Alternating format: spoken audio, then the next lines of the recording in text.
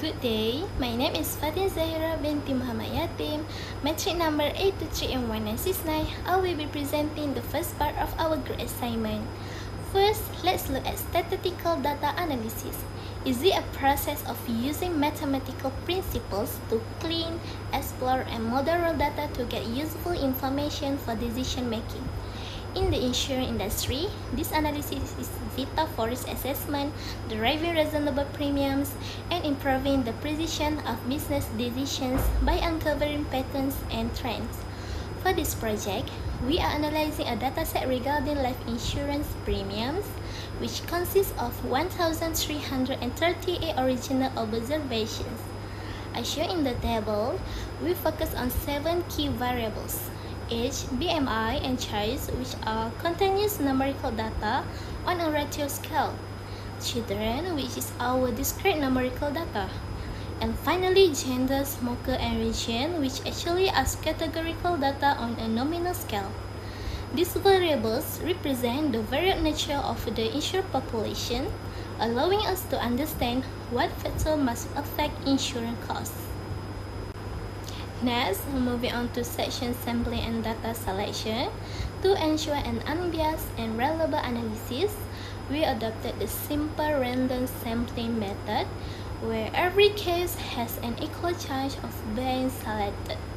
The sample size was calculated using our group's metric numbers, with our lowest ending digits being 12 and the higher being 79. We apply the required formulas to get our parameters.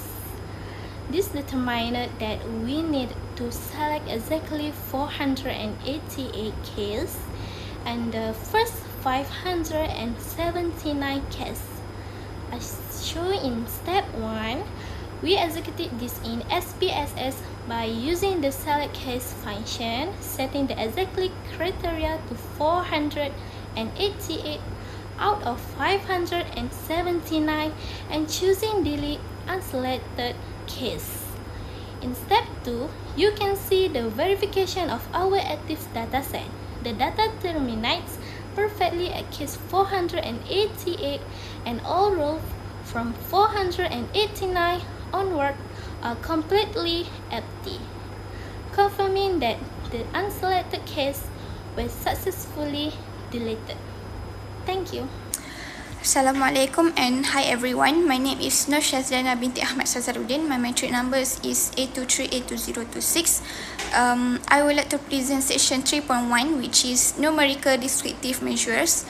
This analysis focuses on 3 continuous variables: age, BMI, and insurance charge.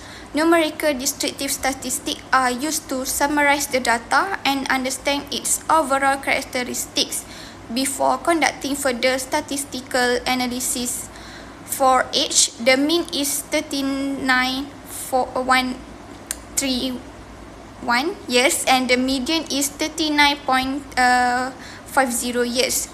Since these values are very close, it indicates that the age distribution is relatively balanced and not significantly influenced by extreme values. For BMI, the mean is 30.72 and the median is 30.50. This suggests that the average respondent falls within the obesity category according to WHO standards, indicating a tendency towards overweight or obesity among the insured individuals. Lastly, for insurance charge, the mean is 12,961.77, while the median is 9,386.17. The mean is noticeably higher than the median, indicating a positively skewed distribution. This suggests that a small number of policyholders pay exceptionally high premiums, which raise the overall average.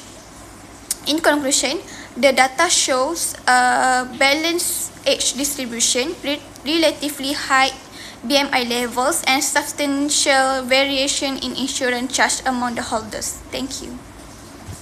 Hi, my name is FARAH binti ZAMRI. My metric number is A23A1979. Next, I will present section 3.2, which is the graphical representation of our data. Besides numerical descriptive statistic, graphical analysis help us visualize the distribution and the characteristic of the data more clearly. In this study, we use pie chart and histogram to analyze the sample of 488 policyholders and identify important patterns and trends in the insurance datasets. This pie chart illustrates the smoking status of the insured individuals in our samples.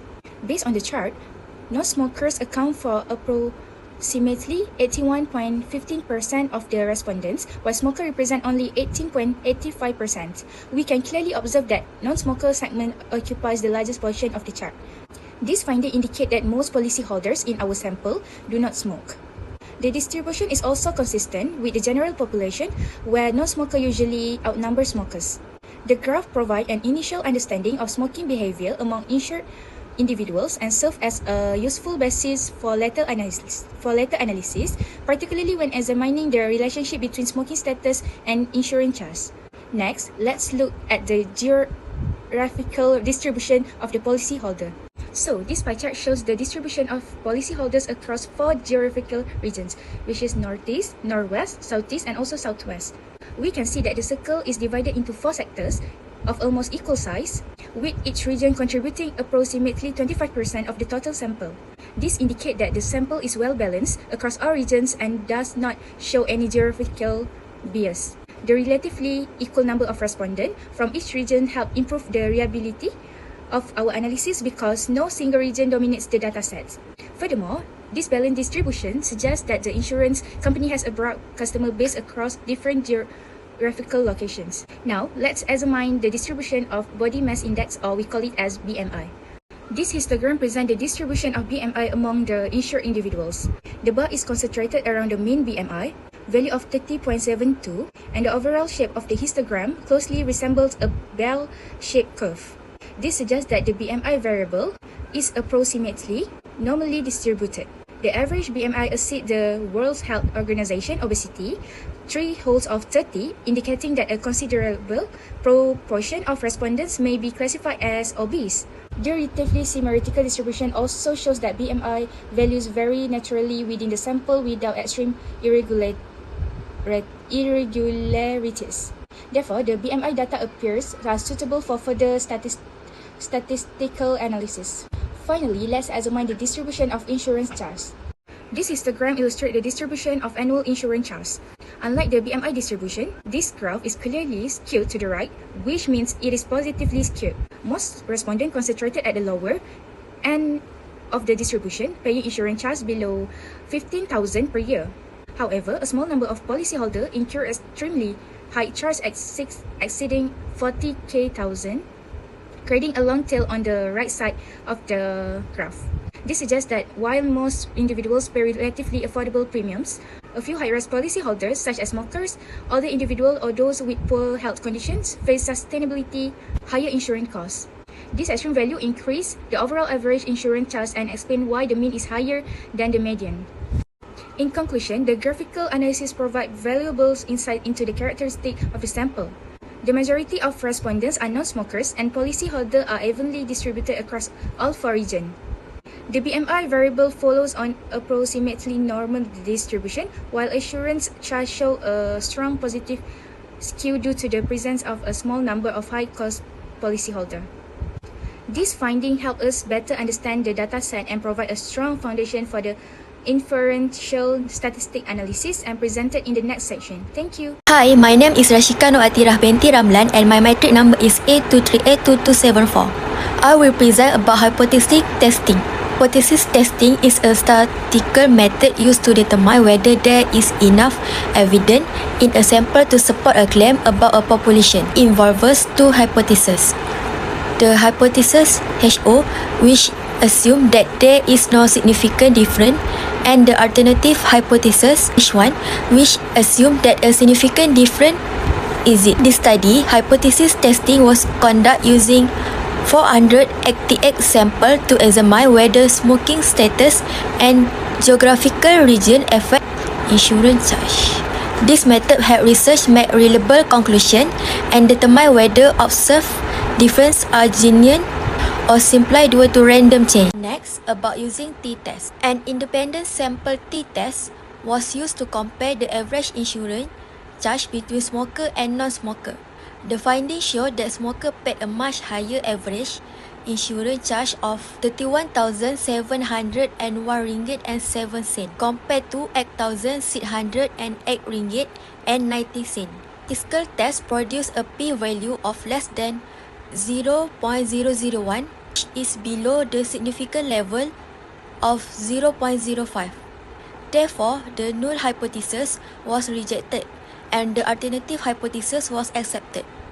This indicates that smoking status has a significant effect on insurance charge. From a business perspective, smokers are considered a higher risk group, leading insurance companies to charge them substantially higher premiums. Hello, my name is Li Jiawen and my matric number is A23A1912. Next, I will present ANOVA analysis. ANOVA is a statistical method used to compare the mean value of three or more independent groups. The purpose is to determine whether there is a statistically significant difference among the group's means. In this study, we aim to investigate whether there will significant difference in the charge paid by insurance customer in different regions. In this study, ANOVA was used to examine whether charge difference according to the regions. The dependence variable is charge, while the independence variable is regions, which consists with northeast, northwest, and southeast, and southwest. Before conducting the ANOVA, we first established the research hypothesis. The annual hypothesis showed that there is not significant difference in mean charge across different regions. The alternative hypothesis that at least one region has a significantly different mean charge. Our significance level alpha is set at 0.05. If the p-value is less than 0.05, we will reject H null. If the p-value is greater than 0.05, we will not be able to reject H all. According to the output result of SPSS, the average charge in the southeast regions is the highest at around 13,263 ringgit Malaysia. The average charge in the northwest regions is the lowest at around 12,505 ringgit Malaysia. Although there seem to be some difference among the various regions on the surface, whether these differences are statistically significant still need to verify through ANOVA further. And then we will test the assumptions of homogeneity of variance using reverence test. Based on result, the signification value is 0.455. Since the value is greater than 0.05, the assumptions of equal variances is 65. Then from the ANOVA test can be performance. Next, let's take a look at the result of the ANOVA. In the ANOVA analysis table that show that p-value is 0.963 and bigger than 0.05, then from we cannot reject the null hypothesis. Although the average insurance premiums vary slightly across different regions, these differences are mainly random fluctuations and not sufficient to prove that regions have an impact on charge. To further confirm the results, we conducted the Turkey HSD post-host test. This test is mainly used to compare whether there are significant differences between each pair of regions. The results show the p-value among all regions are all greater than 0.05. Then from there are not significant differences between any two regions. This result is in complete agreement with the conclusion of ANOVA. This further proves that regions is not significant factor in fusions charge. To conclude, this study applies both descriptive and inferential statistical techniques to analyze charge data from 4,088 samples. The t-test analysis found that smoking status has a significant impact on charge. The average annual charge for smoker is around 31,700 ringgit, which is subcategories higher than the average charge for non-smoker at around 8,600 ringgit. The p-value is less than 0.001, indicating a statistically significant difference. On the other hand, the ANOVA analysis showed that regions does not significantly affect charge. The p-value of 0.963 indicated that the difference among the four regions are not significant. Overall, the findings suggest that personal risk factors, especially smoking behaviors, have a much stronger influence on charge than regions. From a business perspective, insurance companies should place greater emphasis on health-related risk factors such as smoking status when determining premiums. This can improve risk assessment accuracies and support more effective pricing decisions. These are from my group. Thank you for your listening.